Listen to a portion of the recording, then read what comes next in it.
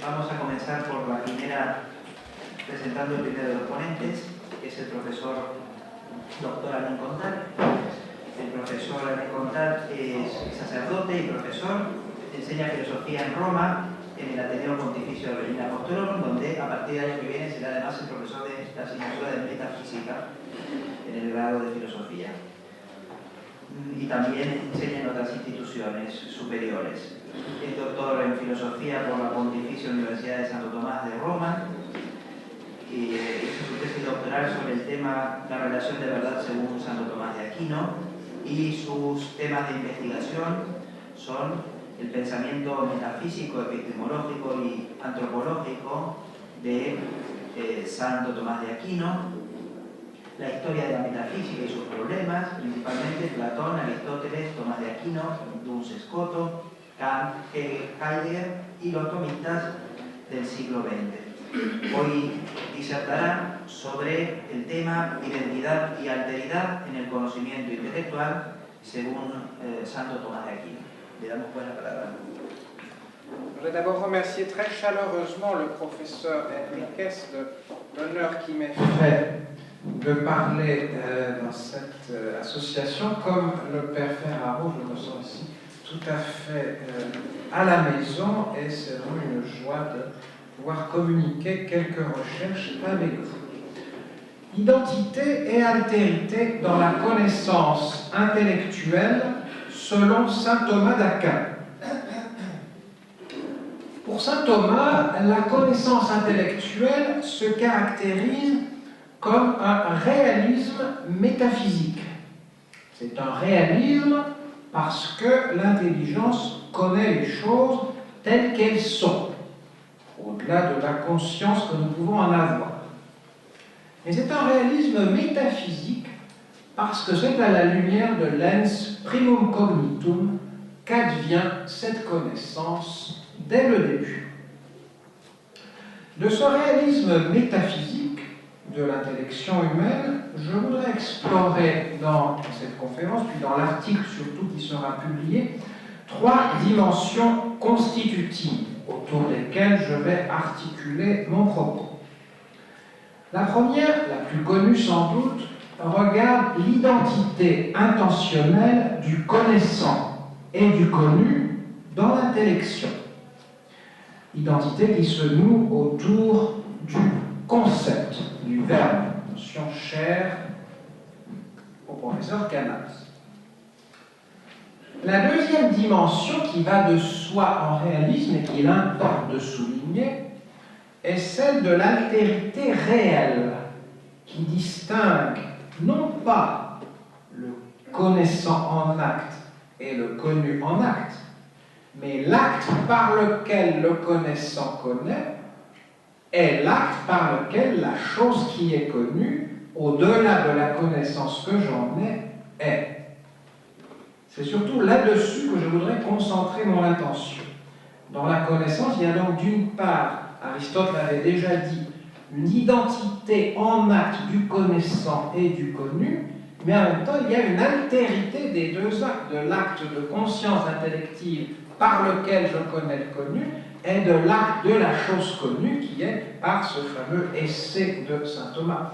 Et donc, on ne peut pas traiter du réalisme de saint Thomas d'Aquin sans faire voir comment s'équilibrent ces deux dimensions. C'est absolument important. Et c'est pourquoi, dans une troisième étape, qui apparaîtra surtout dans la relation écrite, je voudrais mettre en quelque sorte en cause au deuxième degré le rôle que joue l'ens et que joue le est dans l'attribution pour comprendre cette identité et cette altérité entre le connu et le connaissant au niveau de l'intelligence. Alors, avant d'examiner ces deux ou trois aspects de l'intellection, d'abord rappeler quelques notions fondamentales, se remettre dans le bain en quelque sorte. Notre intellect possible, nous le savons, il est pour Aristote pure puissance dans l'ordre des intelligibles. Il est tabula rasa, selon une métaphore bien connue. Cette tabula rasa passe à l'acte en deux étapes. Il y a Il y a d'abord l'information intentionnelle de l'intellect possible par l'espèce intelligible abstraite par l'intellect agent sur la base du fantasme élaboré par la cogitative. Tout cela constitue l'intellect en acte premier. Dans un texte de la question disputée de anima, question 18, ad quintum, saint Thomas parle à ce propos de potentia media. Et puis il y a la connaissance proprement dite qui se donne, toujours selon le même texte, lorsque l'intellect passe à considérer la chose in actu, cum actu, considère. Et c'est dans ce segment-là, terminal de l'intellection, que se donne à la fois cette identité et cette altérité entre le connaissant et le connu. Un autre texte du De Potentia, celui-là nous aide à mettre encore mieux en contexte ce problème, c'est De Potentia, question 8, article 1, dans lequel le docteur Commun nous rappelle que l'intellection a à voir avec 4 instances. Avec la chose qui est connue, la res, avec l'espèce intelligible, qui est au principe de l'intellection, grâce à laquelle, nous dit-il, l'intellect devient en acte, et le rapport à l'acte même d'intellection, et enfin, et le rapport à la conception de l'intellect. Donc il y a en toute intellection en acte, il y a la puissance intellective et son intelligere, il y a la species intelligibilis, il y a au terme la conception, et puis tout cela est finalisé à l'identification de l'intellect connaissant avec la chose connue. Précisons, avec ce qui apparaît de la chose connue dans l'intellection précise qui m'est donnée. Ce que Saint Thomas appelle la ratio, notamment dans un magnifique texte du Contra Gentiles, livre 4, chapitre 11. Bien. Alors, précisons déjà quels sont les rapports d'identité et d'altérité entre certaines de ces instances. Ça va nous permettre d'approcher le problème. D'abord, entre la conceptio intellectus et la res intellecta. Toujours dans cette question 8, article 1er du De Potentia, saint Thomas nous dit que la conception diffère de la res intellecta parce que, premièrement, la res intellecta est interdum, souvent, en dehors de l'intellect, au lieu que la conceptio intellectus, elle, bien sûr, ne peut être que dans l'intellect. Il y a un rapport d'intériorité et d'extériorité. Puis une deuxième différence, c'est que la conceptio intellectus est ordonnée à la res intellecta comme à sa fin. Donc la conception, elle est finalisée à l'apparaître de la chose, l'apparaître selon la ratio que me permet la species intelligibilis. Ce sera la ratio hominis ou la ratio animalis ou quelque autre ratio. Bien. Donc ce qu'il faut déjà noter, c'est que dans un certain sens, la conceptio intellectus est identique à la res, puisqu'elle a pour fin de la faire apparaître. En un autre sens, elle est bien sûr autre que la res, puisque la res extérieure transcende mon intellect, au lieu que la conceptio intellectus, elle est engendrée par l'intellection, elle procède de l'intellection. Donc il y a, disons-le déjà, il y a une certaine identité intentionnelle entre la ratio telle qu'elle est en moi grâce à la conception et la ratio telle qu'elle est dans la res, d'une part, et il y a une altérité entre l'essai du concept qui provient de l'essai de l'intellection et remonte ensuite, et l'essai de la chose connue. Et c'est ce rapport d'identité et d'altérité qui se situe dans la phase terminative du processus intellectif, qui est certainement le plus important. Saint Thomas examine ici d'autres rapports aussi, celui entre la conceptio intellectus et la species. Bien, il faut se rappeler bien sûr que la species est au principe de l'intellection, au lieu que la conceptio est au terme. Ça fait partie de la gnoséologie élémentaire de saint Thomas. Il faut aussi se rappeler que la conceptio est différente de l'intelligere, notamment parce que l'intelligere est un acte, tandis que la conceptio est le terme qui procède de cet acte. Et il faut bien préciser que le rapport d'identité et celui d'altérité se donnent au niveau de ce terme, de cette conceptio intellectus. Puis encore, on pourrait enfin, pour en terminer avec les préalables, rappeler que saint Thomas distingue assez fréquemment deux types de verba intellectus. Le concept, ce que nous appelons habituellement le concept, correspondant à la première opération, et aussi la proposition qu'il considère comme le verbe de seconde opération. Bien. Alors, ces prémices étant posées, je vais examiner donc brièvement d'abord ce qu'est l'identité intentionnelle entre le verbum mentis et la res intellecta, puis ce qu'est l'altérité intentionnelle, qui est aussi une altérité réelle, entre le verbum mentis et la res intellecta, et puis enfin, nous essayons d'entrevoir quel rôle joue l'ens et le verbe est dans l'énonciation par rapport à ce point. Bien. Donc, premier point, l'identité intentionnelle entre le verbum mentis et la res intellecta. Il nous a été rappelé très opportunément hier que l'objet propre de l'intellect humain, qui est un intellect conjoint substantiellement à un corps, eh bien c'est la quiditas sive natura in materia corporali existens. Saint Thomas nous le redit souvent. Une formule particulièrement suggestive, nous la trouvons dans la Sententia Libri de Anima, la lection 8 du livre 3, où saint Thomas écrit « Ce que l'intellect intellige est la quiddité qui est dans les choses. Quidditas quaest in rebus. » Déjà dans la première opération, avant même qu'il y ait un rapport d'attribution aux choses, ce que l'intelligence humaine intellige des choses, ce sont des quiddités. L'optimisme et le réalisme métaphysique de saint Thomas sont tels que pour lui, ces quiddités, quand nous les connaissons telles qu'elles sont.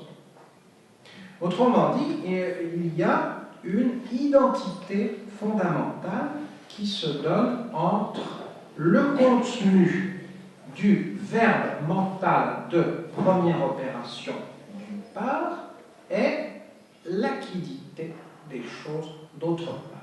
Ce qui diffère, c'est simplement le mode. La quiddité dans les choses, elle est singulière. La quiddité dans l'intelligence, elle est universelle. Donc il y a tout le problème du rapport de l'universel au singulier. Mais il n'empêche que quant au contenu de la quiddité, c'est bien le même. Aristote le disait déjà, to auto.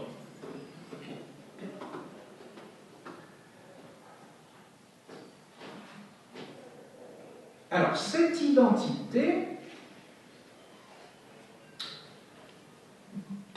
donc elle se donne essentiellement, elle se donne déjà dans la similitude intentionnelle, elle se donne déjà dans l'espèce intelligible, mais dans l'espèce intelligible, au point de départ de l'intellection, elle n'est que principe d'intellection. Tandis que dans le verbe mental, elle est donnée de façon terminale, c'est-à-dire qu'elle est véritablement donnée comme connue.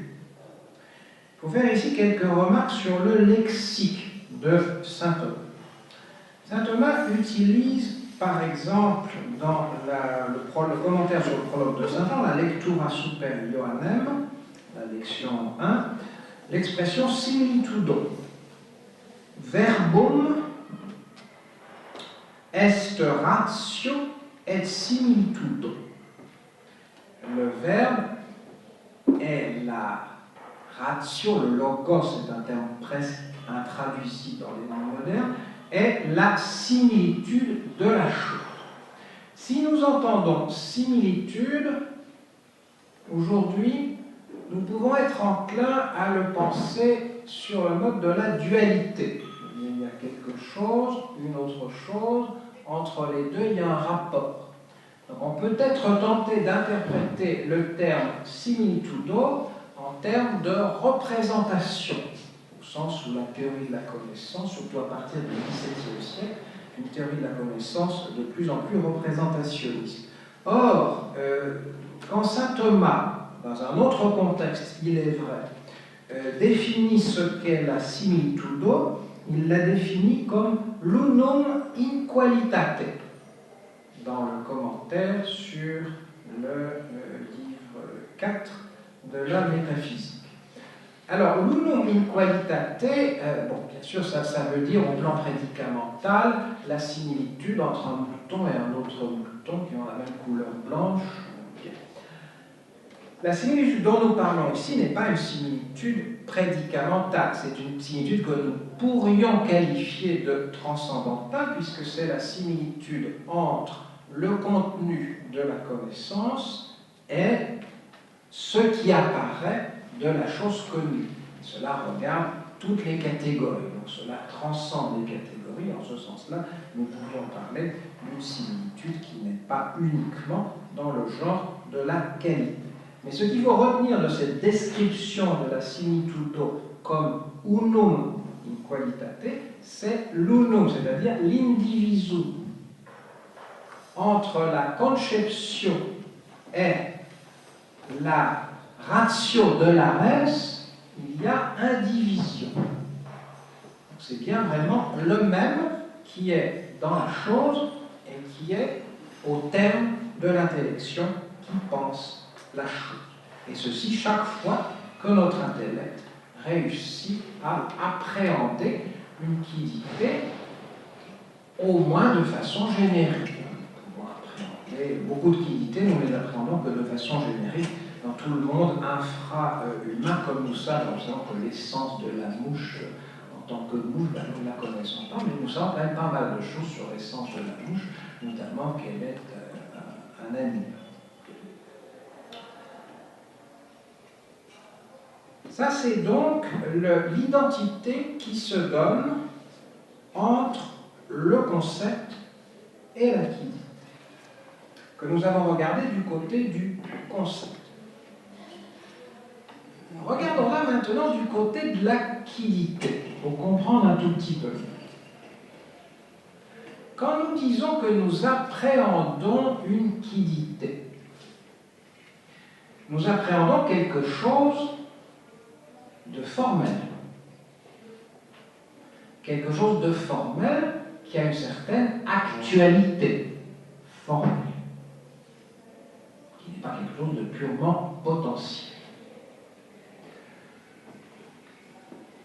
Cette actualité formelle de la quiddité dans notre connaissance, elle sera identique chaque fois que nous pourrons l'authentifier par un jugement à l'actualité formelle de cette même quiddité dans un sujet existant singulier. Quand nous disons que l'appréhension implique l'unité de la quiddité telle qu'elle est dans la chose et de la quiddité telle qu'elle est dans mon verbe mental, nous voulons donc dire que l'acte de cette que cette quiddité en acte dans la chose, cette quiddité en acte au terme de mon acte d'intellection, est bien la même quiddité. Nous voulons dire tout cela, mais nous ne voulons pas dire davantage que cela. Nous ne voulons notamment pas dire que cette quiddité est en acte dans la chose par elle-même. Nous savons en fait que les quiddités sont en acte dans la chose par l'essai. Donc, l'identité que nous rejoignons au terme de l'appréhension, c'est une identité bien précise. C'est l'identité d'un concept avec, au niveau de la première opération qui porte sur des objets à notre portée, sur des quiddités matérielles, avec des quiddités matérielles. Ni plus, ni moins. Passons à la seconde opération, le jugement. Le jugement, c'est un discernement, judicium, la même étymologie.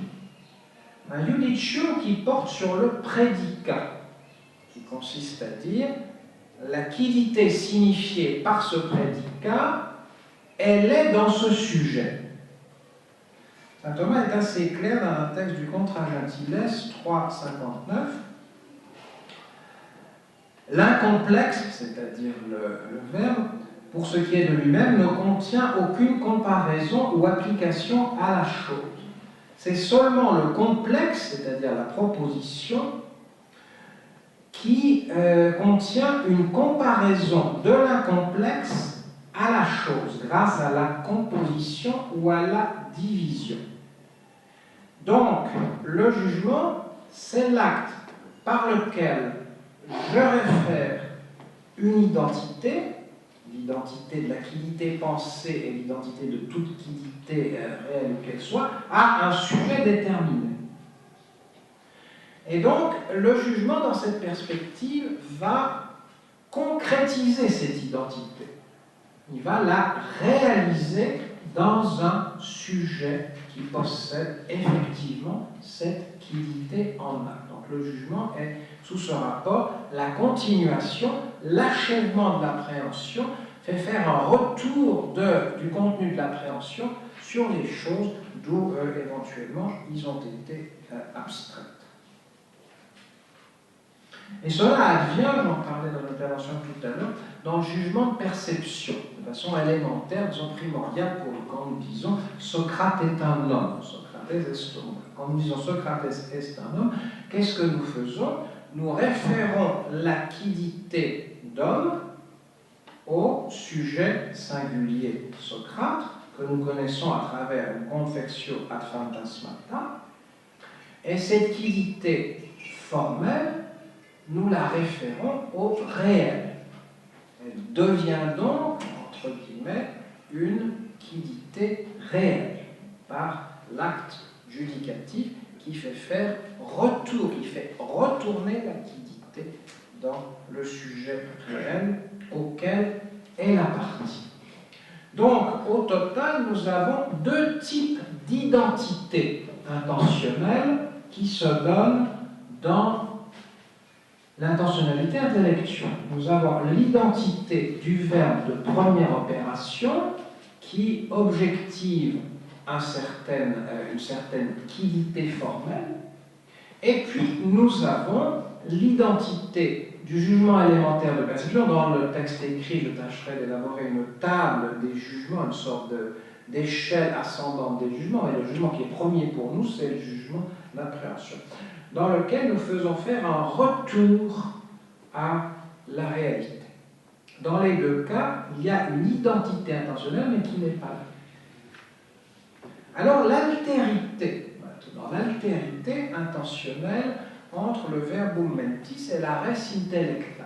Je crois que le meilleur moyen de l'avoir examiné assez simplement, c'est de considérer l'origine de l'acte d'intellection dont procède le verbe.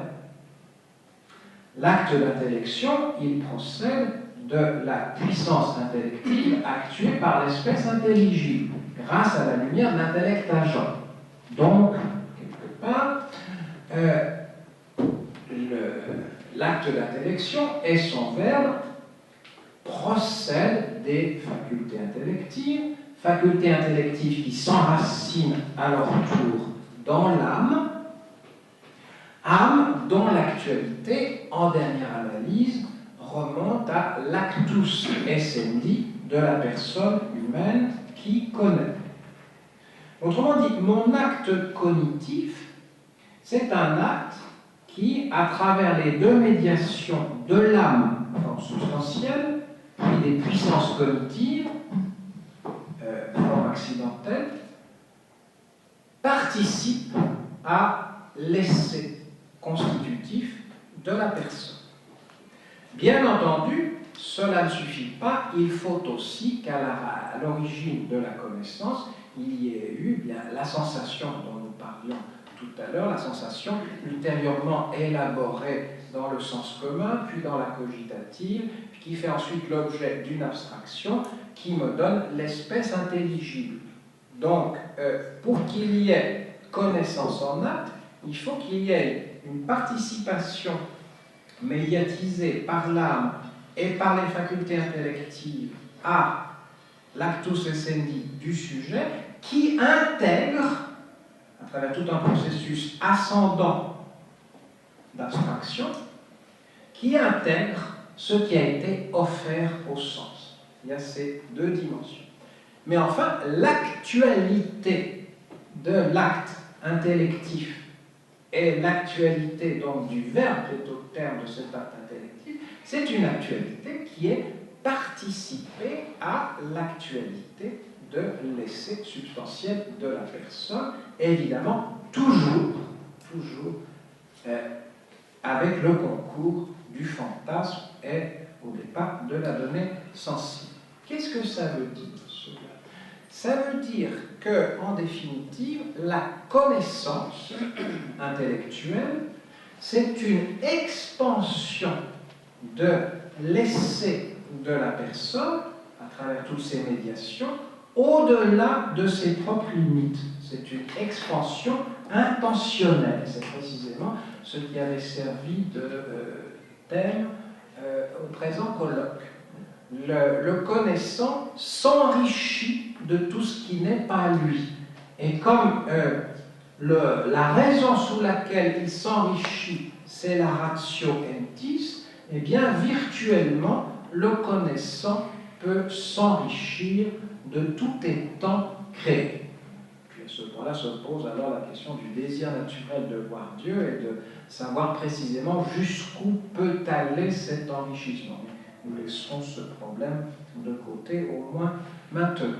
Ce que je veux souligner, c'est que donc, dans le processus de connaissance, il y a une altérité radicale qui se donne dans l'identité intentionnelle, l'altérité entre mon essai substantiel dont ma connaissance est une participation ultime et l'être des choses que je connais dont je suis enrichi par ma connaissance.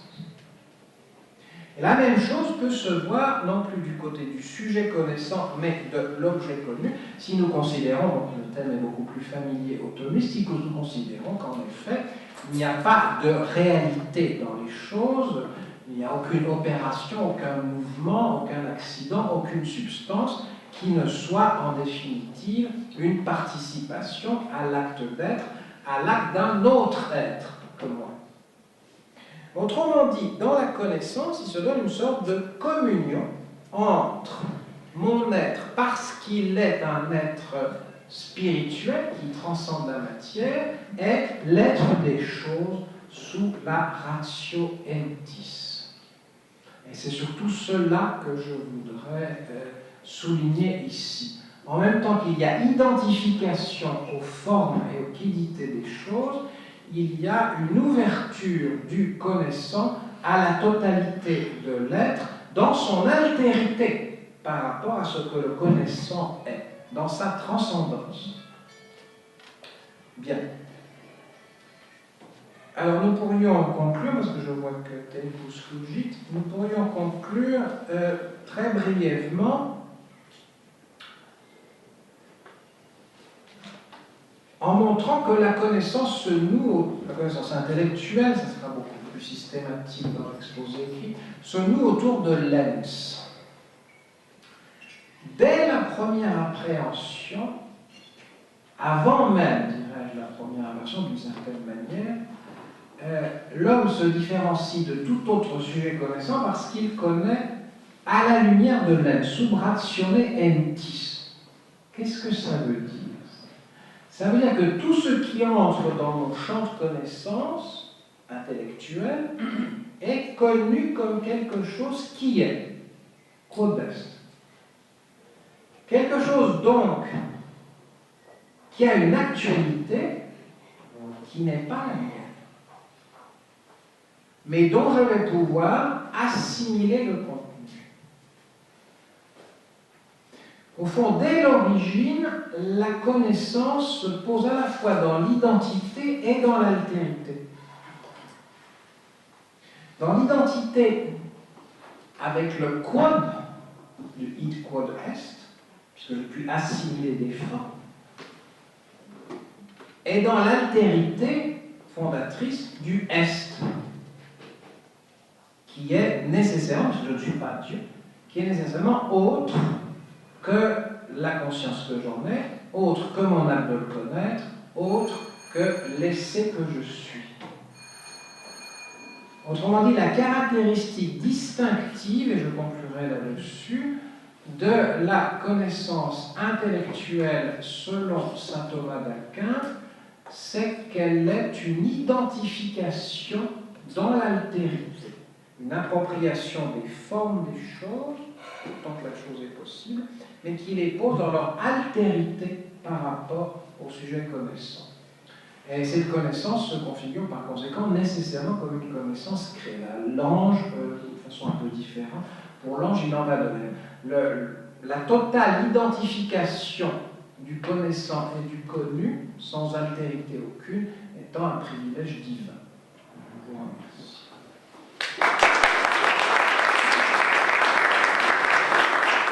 Pasamos a presentar al profesor doctor José Juan Escandell, que pondrá el tema Ser es conocer, autopresencia del pensamiento que se piensa a sí mismo.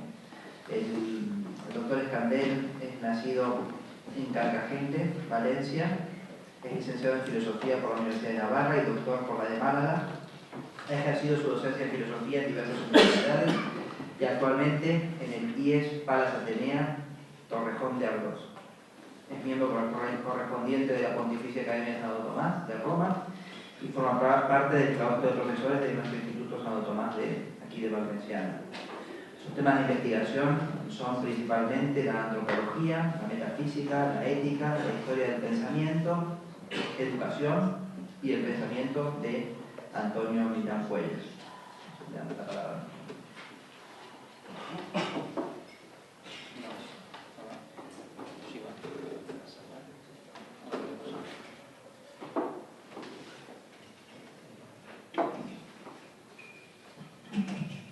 Sí, ahora sí, ¿verdad? Buenos días, muchas gracias. Permítanme comenzar agradeciendo al profesor Martínez su amabilísima invitación para pisar Barcelona y Valenciana una vez más. Algo me carga. Bueno.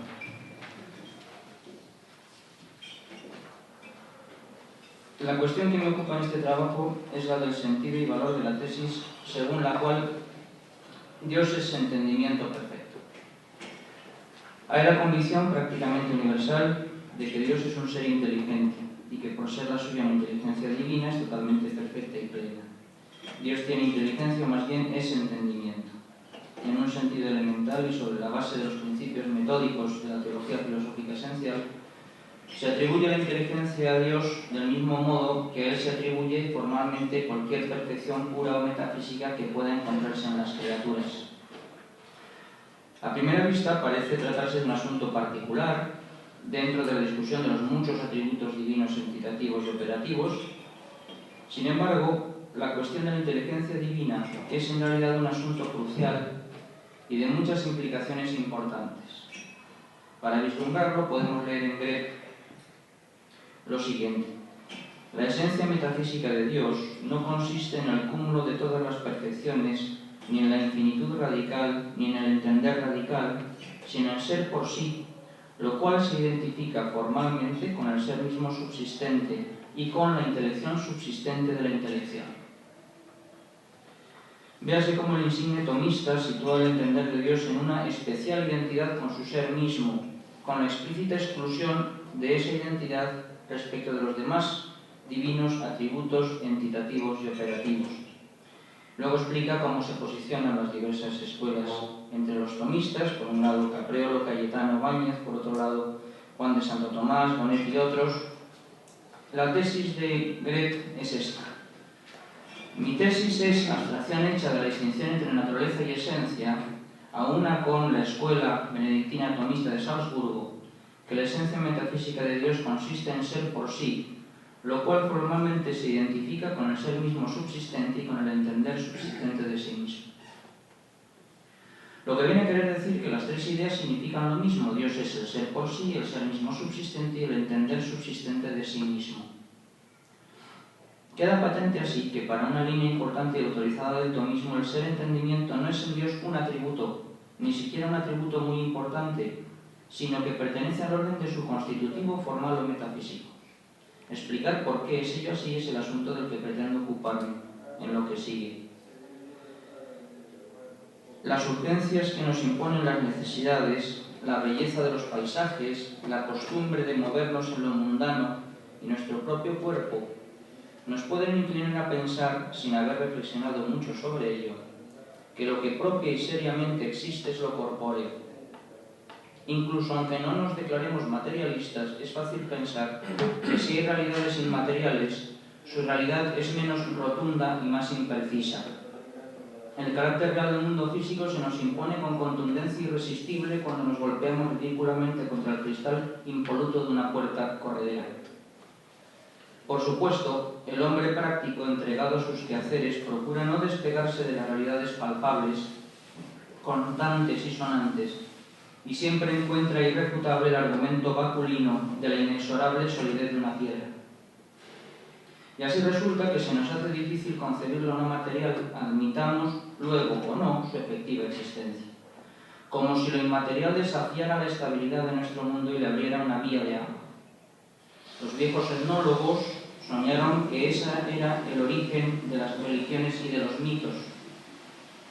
En el caso de la filosofía aristotélica, las realidades inmateriales no aparecen como ensoñaciones de otros mundos semejantes a los creados por la prodigiosa imaginación de los escritores.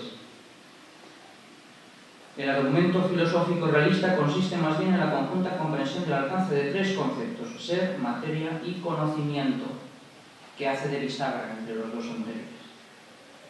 El aristotelismo sostiene que la materia, en el sentido de las cosas materiales, es algo a la vez real e inteligible. Por un lado afirma que los cuerpos son realidades constituidas en su ser por un principio inteligible llamado forma. Por otro lado afirma que la forma de los cuerpos, es decir, lo inteligible de ellos, es al mismo tiempo lo que les confiere el ser. Así pues, en el aristotelismo, lo inmaterial tiene su primera aparición en lo íntimo de lo material mismo, en la misma realidad física, como aquello que le confiere el ser y le hace inteligible a la vez. Queda en estos mismos cuerpos un reducto intrínsecamente ininteligible, no por opacidad a la mente, sino por falta de realidad propia, que es la materia prima. No es inteligible porque es un no ser. Al mismo tiempo, la materia primera es un principio de intrínseca limitación de los cuerpos. De lo que resulta, por cierto, que aun siendo la materia primera en sí misma ininteligible, lo es sin embargo de manera derivativa e indirecta como negación precisamente del ser. Pero en segundo lugar, para el aristotelismo es una convicción sólida que el conocimiento es incompatible con la materia. El conocimiento es en sí mismo considerado un orden de realidad incontaminado de materia. Es antimaterial, iléfobo, si me permiten que me invente esta palabrilla. En efecto, según la conocida fórmula, el conocimiento, sea sensorial o intelectual, es la operación por la que un ser se hace presente una forma de un modo inmaterial. Cualquier manual se puede encontrar, ¿verdad? En pocas palabras, posesión inmaterial de una forma. La condición esencial de esa manera de poseer, que es el conocimiento, consiste justamente en la ausencia de materialidad. Por tal ausencia deben entenderse dos cosas: Por un lado, ausencia de materia por parte de la forma poseída. Por otro, ausencia de materia en el sujeto receptor. Que las formas de la materia son cognoscibles equivale a decir que esas mismas formas pueden existir sin materia. No desde luego en un cosmos noetos aparte, sino en el interior de un acto de conocimiento. Así que, aunque subjetivamente necesitadas de materia para existir en la realidad del mundo físico, precisan ser lo opuesto para existir en el orden de los objetos. A su vez, es preciso que el sujeto de conocimiento sea, en cuanto cognoscitivo, una realidad inmaterial. La inmaterialidad del objeto se corresponde con la del sujeto.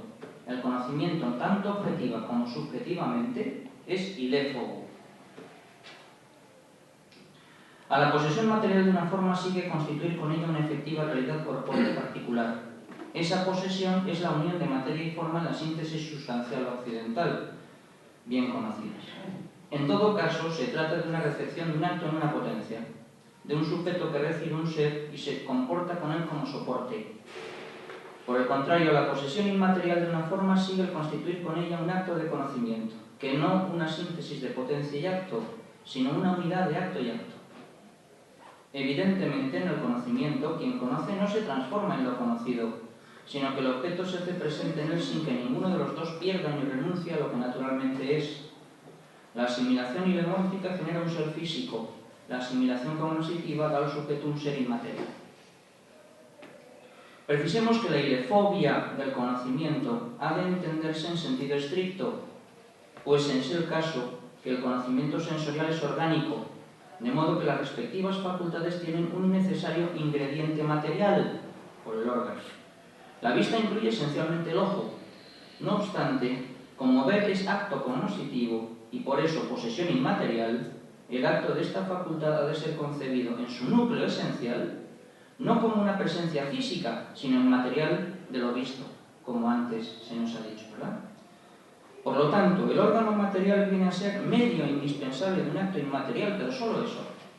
En el caso del conocimiento intelectual, ni siquiera hay órgano corpóreo. En conclusión, hay en el mundo físico dos órdenes de inmaterialidad. Un primer orden impropiamente inmaterial, que es el de las formas que dan el ser a los entes corpóreos del mundo. Esas formas son impropiamente inmateriales porque tienen su ser en la materia, y sin este elemento no pueden existir. Pero no son lo mismo que la materia primera a la que actualizan. Por eso es posible que esas mismas formas existan extraídas de la materia, pero gracias al poder de unas capacidades desmaterializadoras que son las facultades cognoscitivas. Este es el segundo orden de inmaterialidad presente en el seno del mundo material. En los actos de estas facultades, las formas de lo material tienen la posibilidad de adquirir una existencia inmaterial, la que tienen los objetos del conocimiento. De donde resulta asimismo que en el mundo de los cuerpos ha de reconocerse la existencia de entidades que propiamente no son cuerpos, a saber, el conocimiento en cualquiera de sus modalidades. Y así, con considerar el tacto, la memoria o el pensamiento, entramos en contacto con el plano de lo propiamente inmaterial. Primero, de una manera intrínsecamente ligada a la materia, en el conocimiento sensorial. Y en segundo lugar, de una manera absolutamente desligada de la materia, como sucede en el conocimiento intelectual. Hay una ventana que abre al mundo físico la realidad inmaterial, pero en el aristotelismo tomista no hay una frontera que separe netamente lo material de lo inmaterial. El mundo físico y material está penetrado de inmaterialidad. Primero porque, como se ha dicho, está constituido por formas que son distintas de la materia a la que dan el ser. Segundo porque hay seres materiales dotados de conocimiento, es decir, de la capacidad de adoptar formas de manera inmaterial.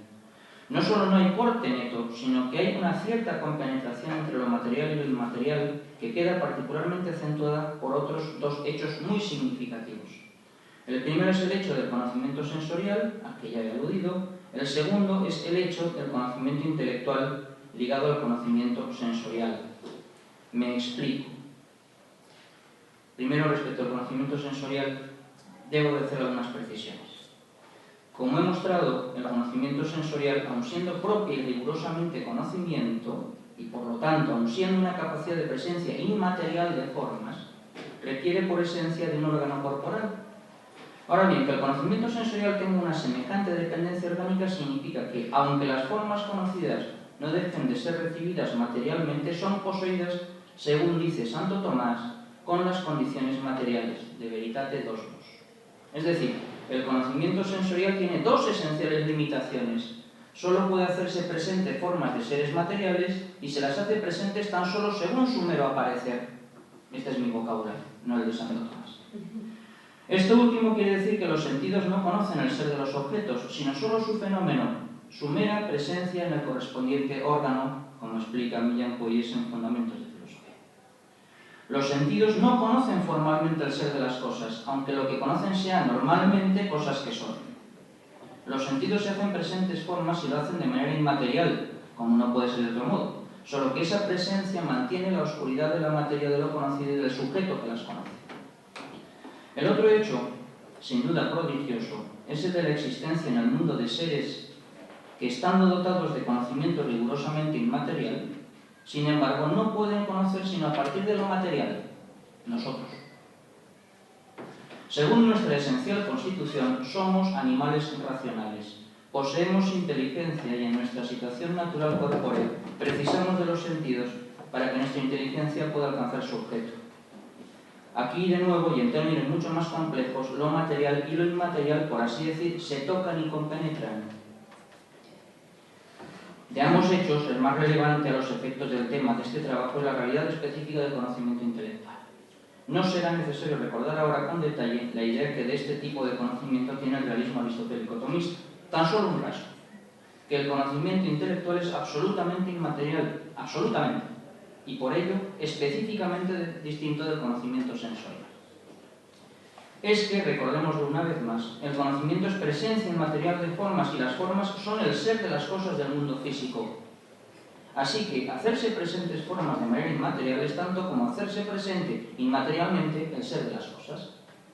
El caso es, no obstante, que en el conocimiento sensorial el ser real de las cosas se hace presente de manera inmaterial, pero no según su realidad, según su fenómeno.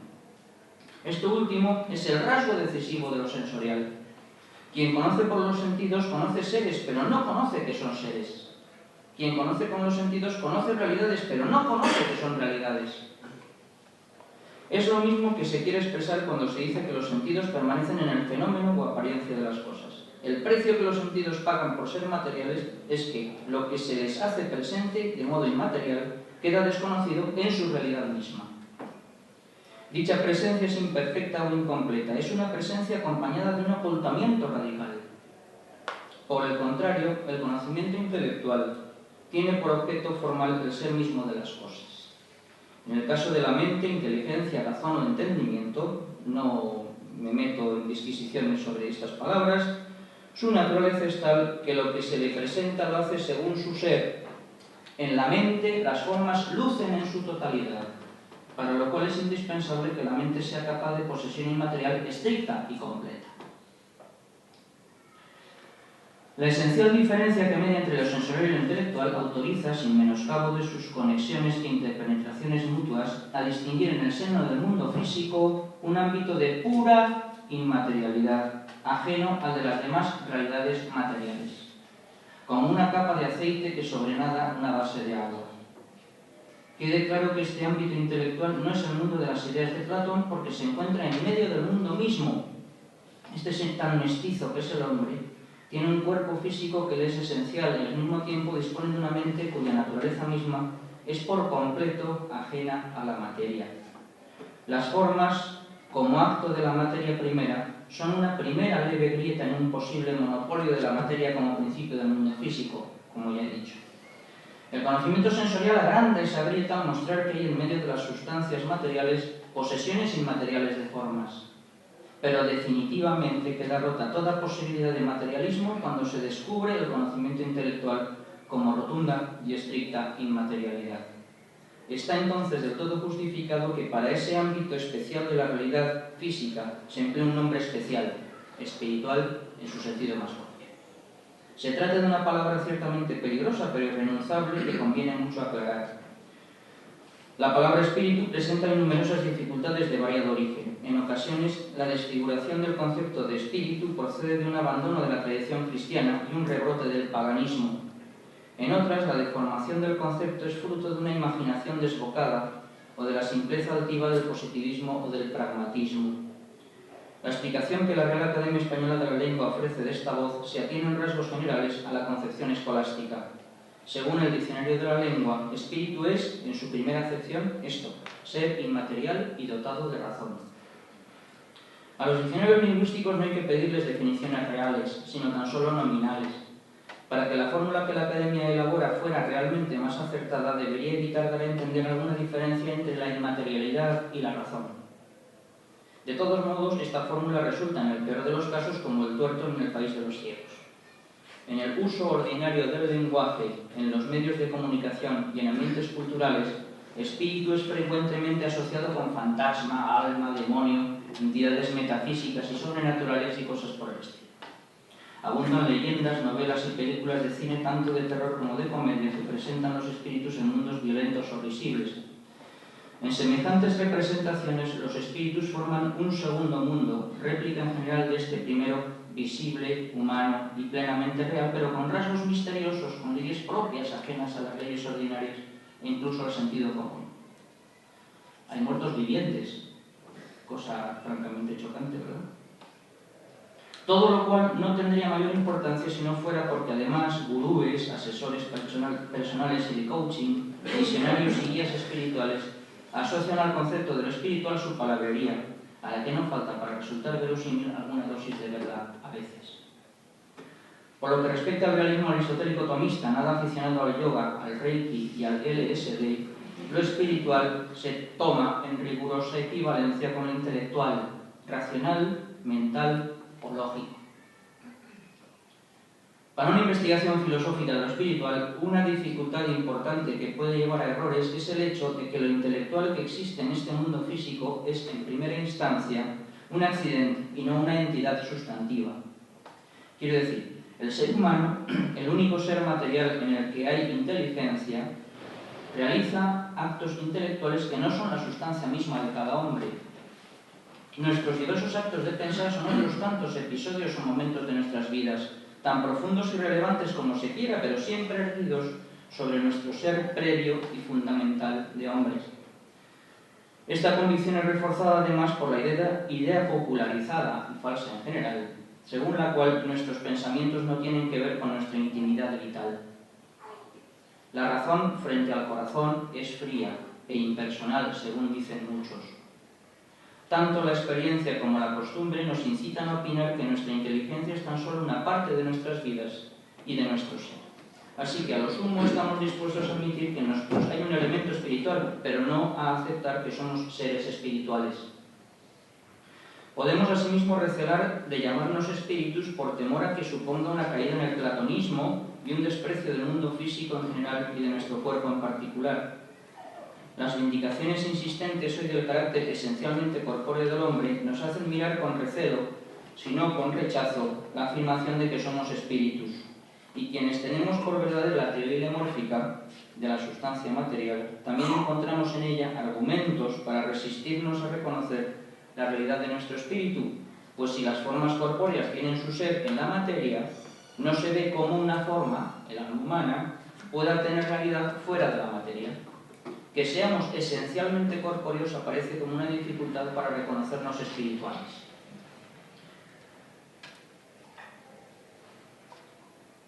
Pues bien, a pesar de tantos inconvenientes, frente a tan variadas y potentes resistencias, permanece Santo Tomás convencido de que el alma humana es sustancia espiritual.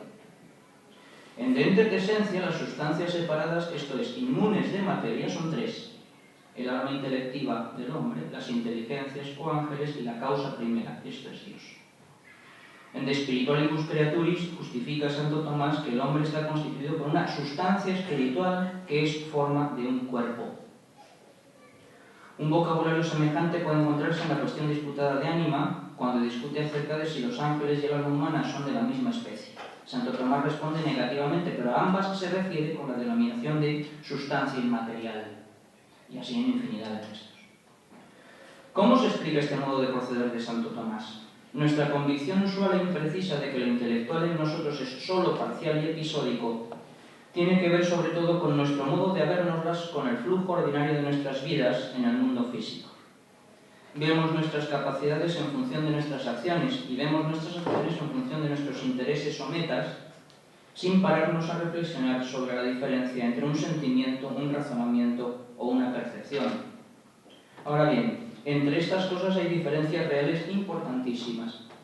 El texto recién leído, al que me he referido de Spiritualibus Creaturis, contiene magníficas indicaciones al respecto. La operación intelectual humana, por completo inmaterial según se ha dicho, aun siendo en cada ocasión un accidente del sujeto que la ejerce, testifica que ese mismo sujeto tiene algo de no material.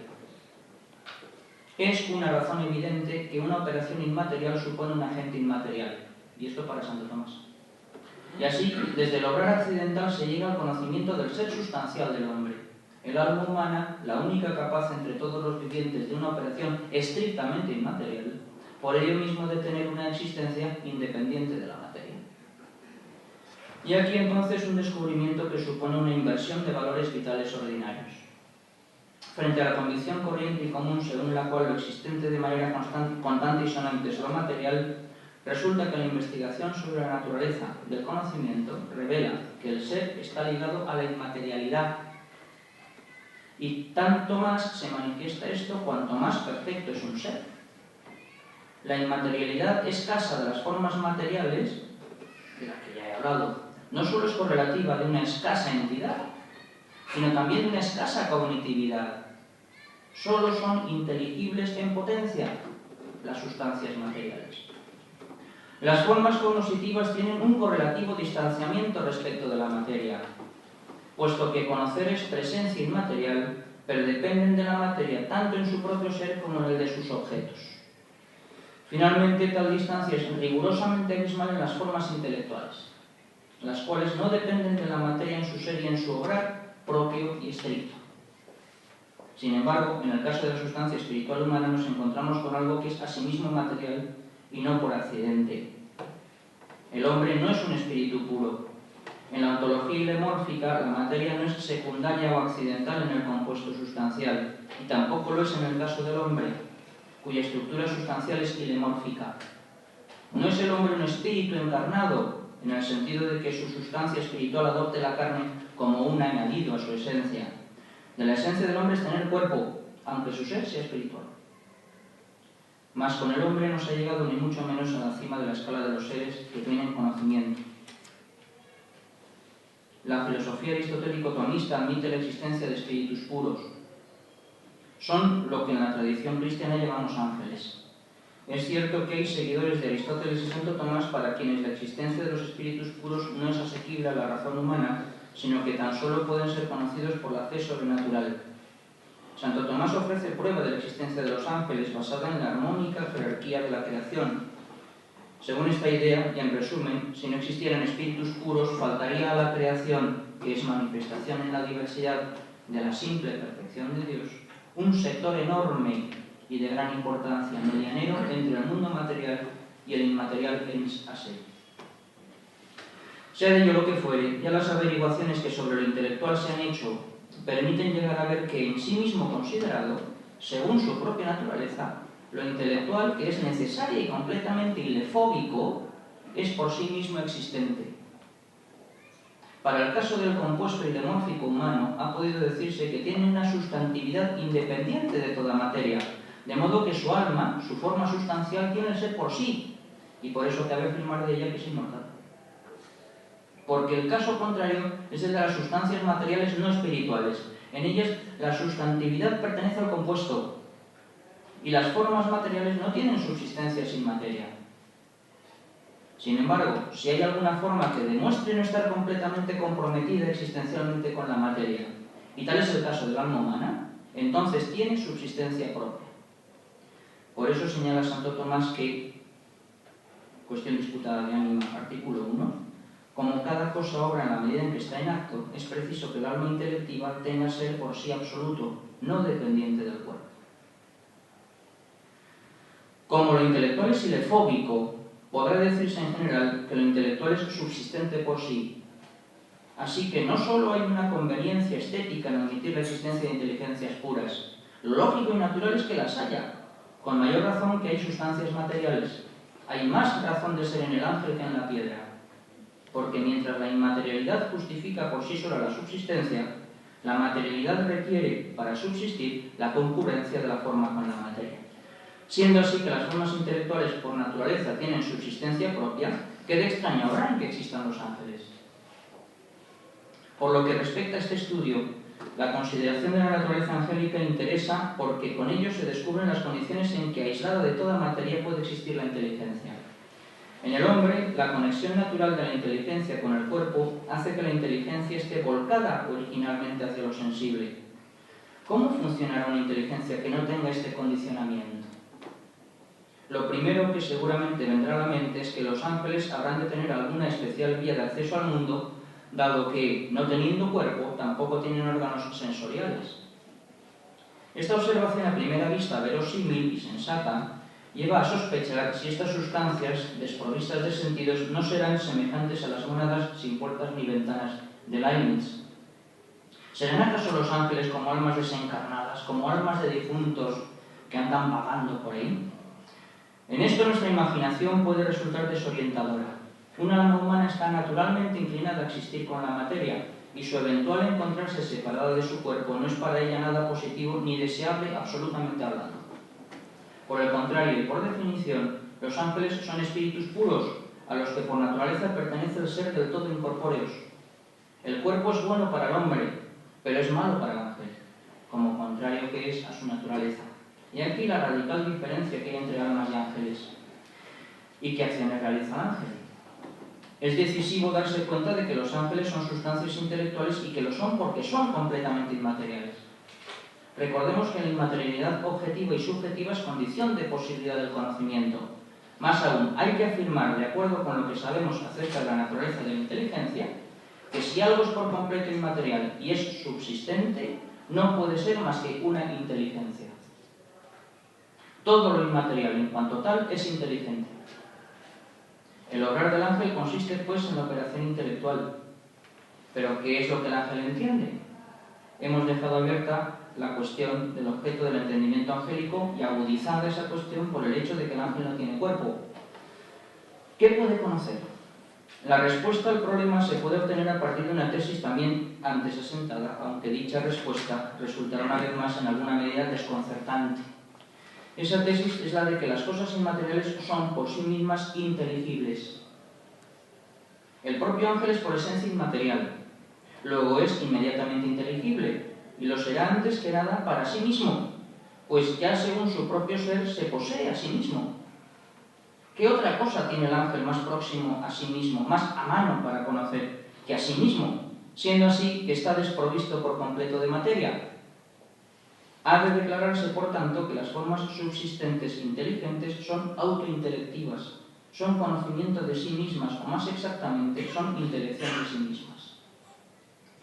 Y al pensar semejante idea podemos encontrarnos incómodos porque puede tenerse la impresión de que en efecto los ángeles resultan ser como mónadas, e incluso menos que mónadas, porque están limitados a conocerse tan solo a sí mismos, mientras que las mónadas de Leibniz reflejan la realidad entera.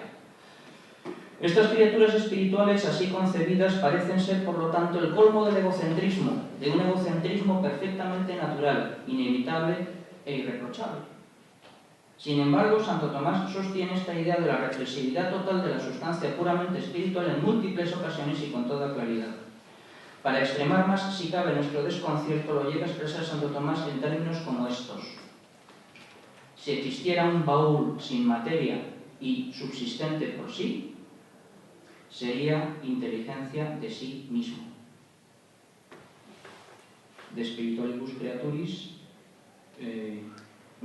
Spiritualibus Creaturis, artículo 1 a 12, respuesta a la 12 objeción.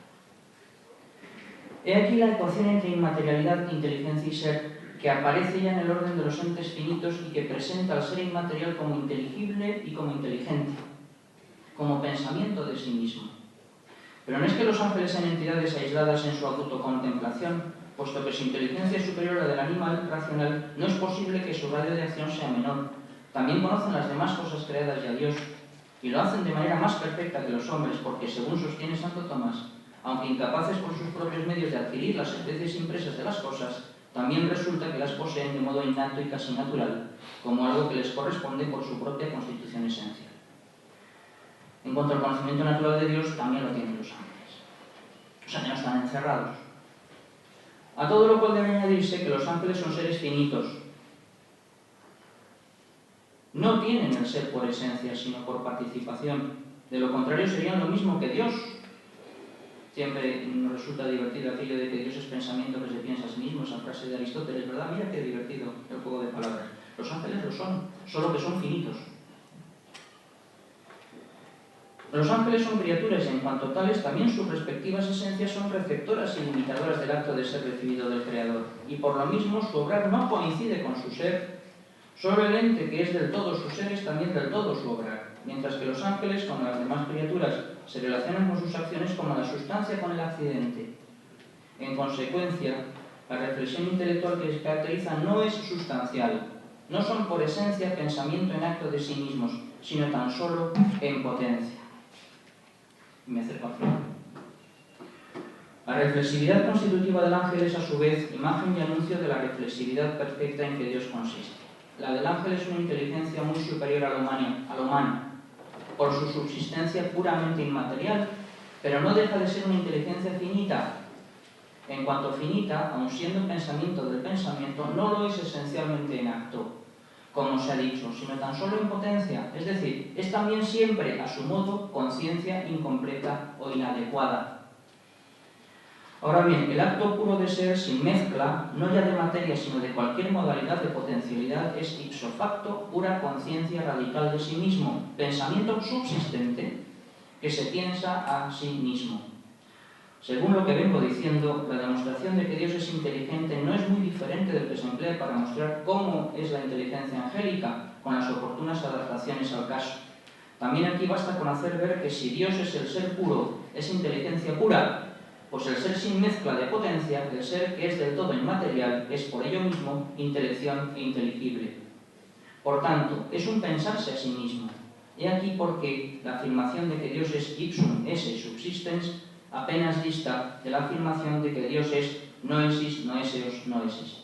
Ser y entender son lo mismo, aunque solo en la cima de la realidad, pues solo en la cima del ser es puro el ser. Muchas gracias.